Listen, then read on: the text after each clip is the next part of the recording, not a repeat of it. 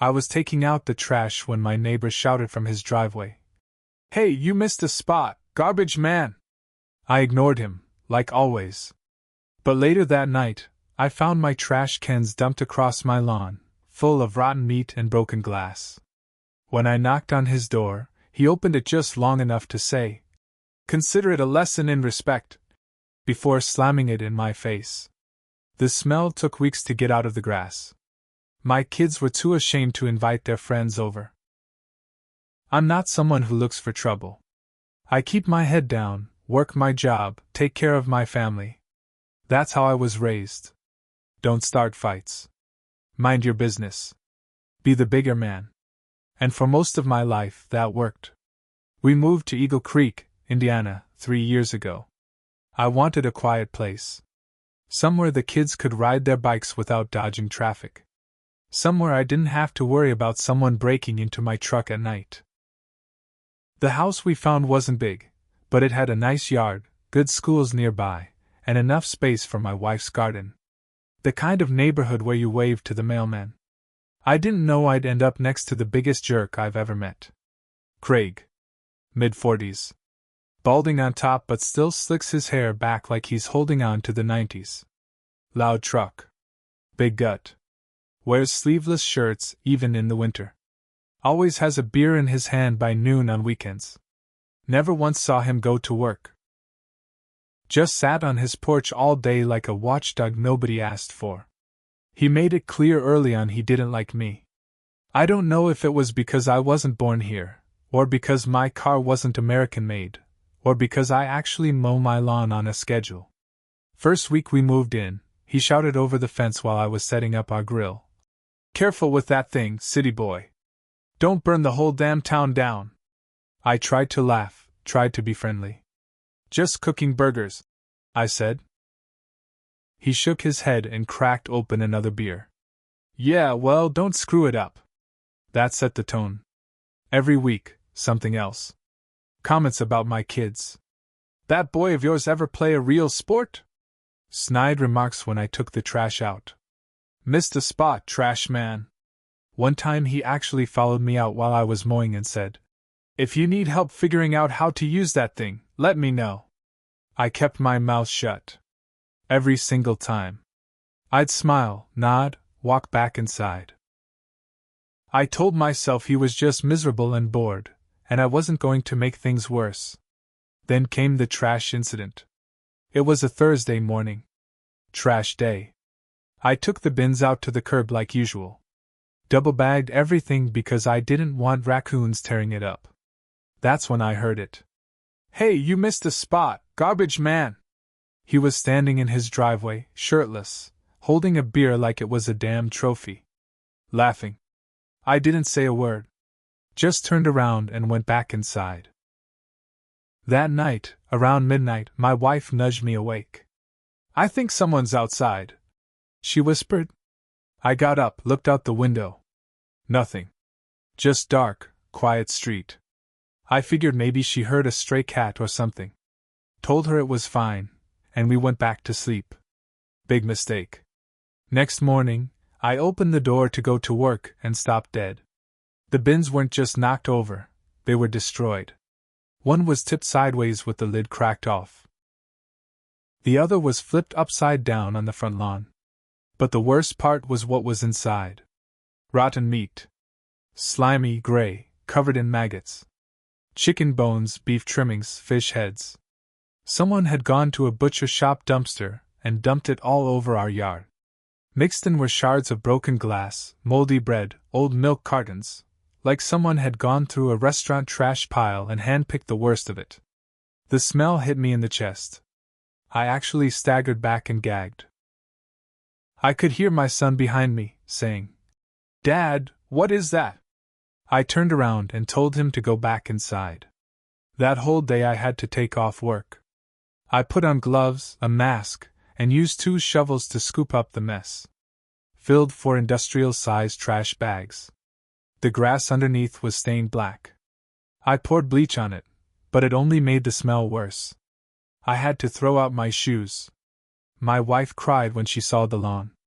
My daughter said she didn't want to invite her friends over anymore.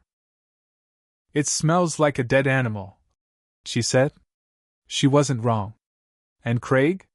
He sat on his porch the whole time, watching. Sipping a beer. Didn't say a word. Just smiled. That evening, I walked over to his house and knocked hard. He opened the door just enough to show his face. You dumped that trash on my lawn? I asked. He didn't even try to deny it. Just looked me dead in the eye and said, Consider it a lesson in respect, and slammed the door in my face. I stood there for a good 30 seconds. My heart was pounding. I wanted to kick that door in. But I didn't. I turned around and walked back home. That was the last time I stayed quiet. I spent the next week planning, watching, taking notes. I wasn't going to yell. I wasn't going to throw trash back on his lawn. No. I was going to end this my way. Quiet. Clean. Permanent. I didn't say a word to my wife at first. She knew I was angry, but I think she figured I'd cool off. I didn't. I was done letting Craig treat me like trash. I started small. Watching him. Keeping notes. Turns out Craig had a routine. Woke up around 10 a.m., sat on his porch for hours, yelling at delivery guys or anyone walking a dog. Around 3 p.m. he'd leave in his truck, usually gone an hour or two. Sometimes he'd come back with beer. Other times, nothing. Then it was back on the porch until nightfall. It didn't take long to find the crack in his armor. One afternoon I noticed his garage door was slightly open. Not all the way. Just enough to see what was inside. Tools, boxes, and a big deep freezer. I didn't think much of it until I saw him open it one day and pull out a few packs of meat. That's when it clicked. Craig was storing old meat in there. Probably the same trash he dumped on my lawn. My guess? He'd been collecting it.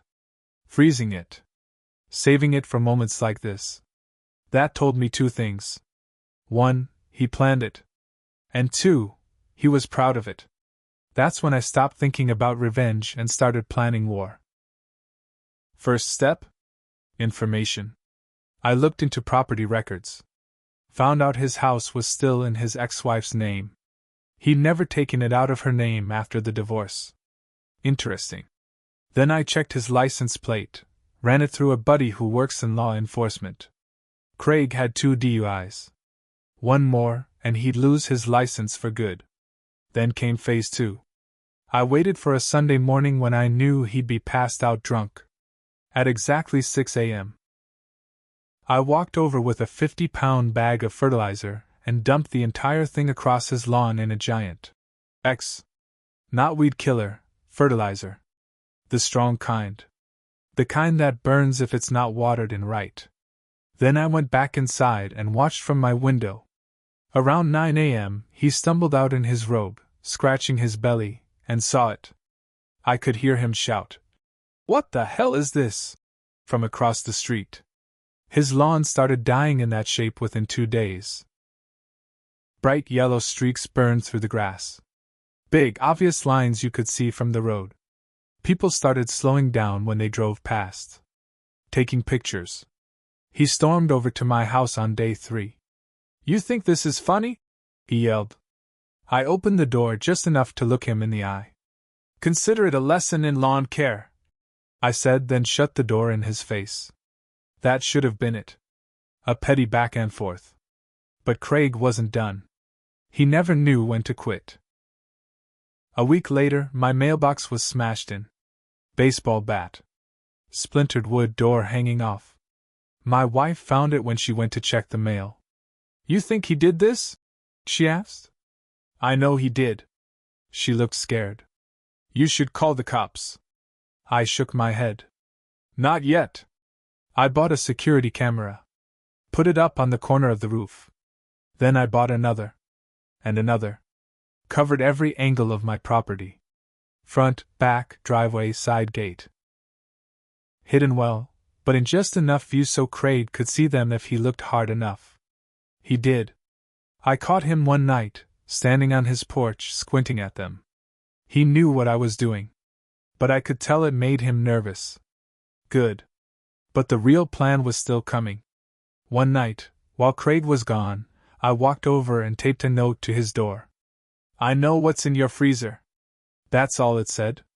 The next morning, he was pacing up and down the driveway, talking on his phone.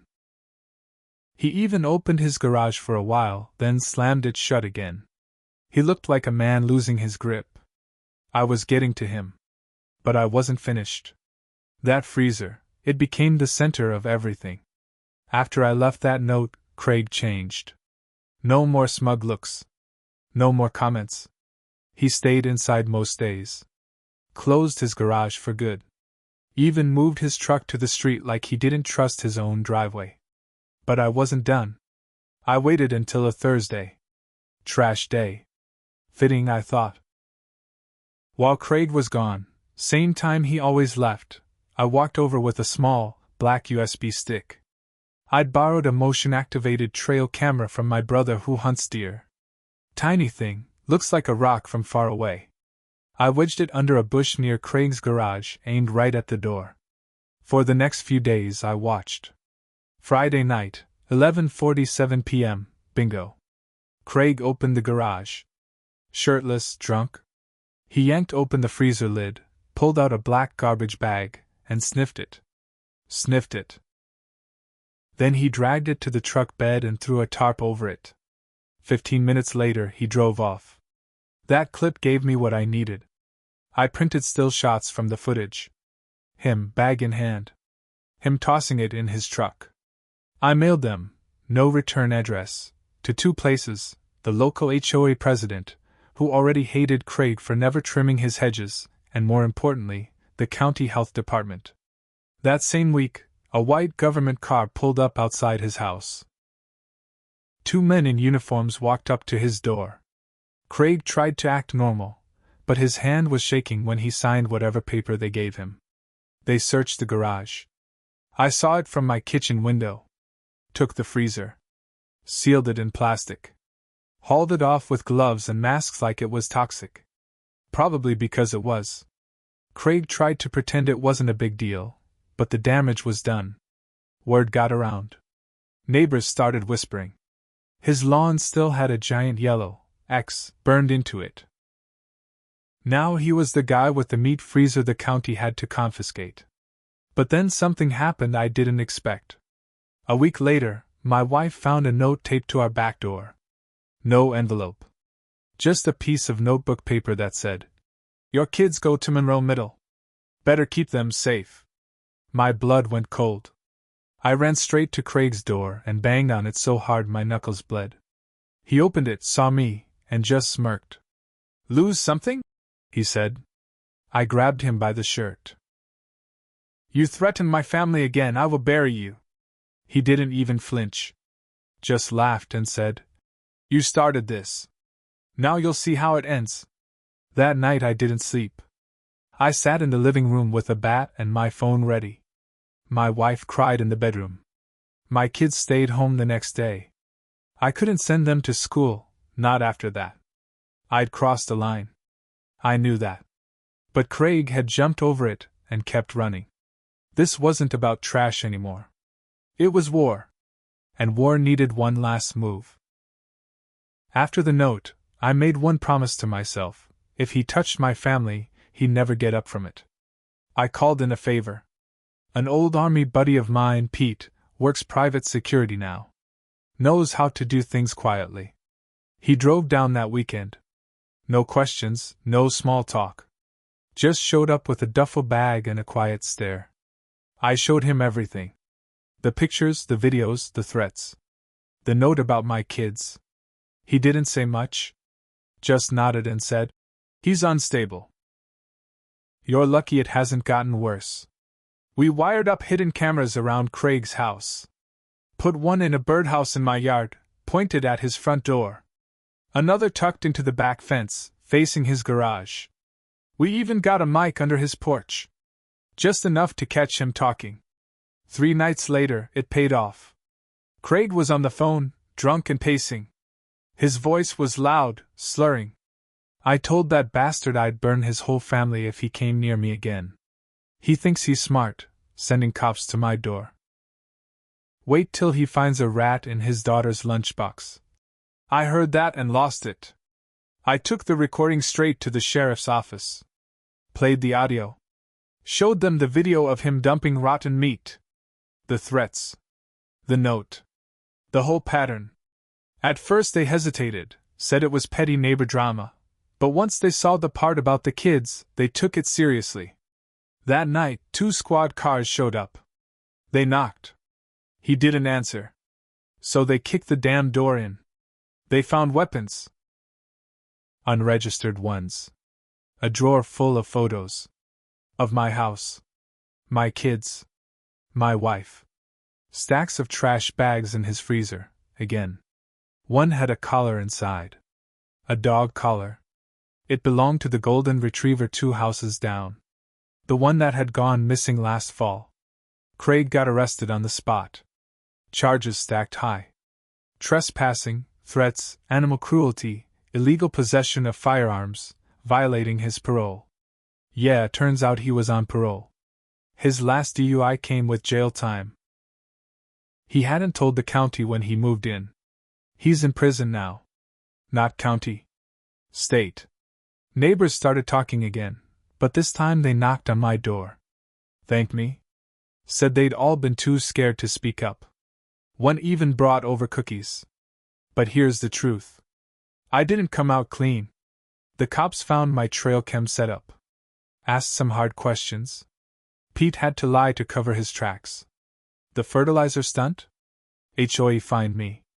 Security cameras on a neighbor's property? Violated a few privacy laws. I got off easy, just some legal fees and warnings. But my wife. She was furious. Said I endangered the family. Said I let my anger take over. She wasn't wrong. We did therapy. Worked through it. But I don't sleep the same. I still check the locks twice. Still keep a bat next to the bed. Craig taught me a lot.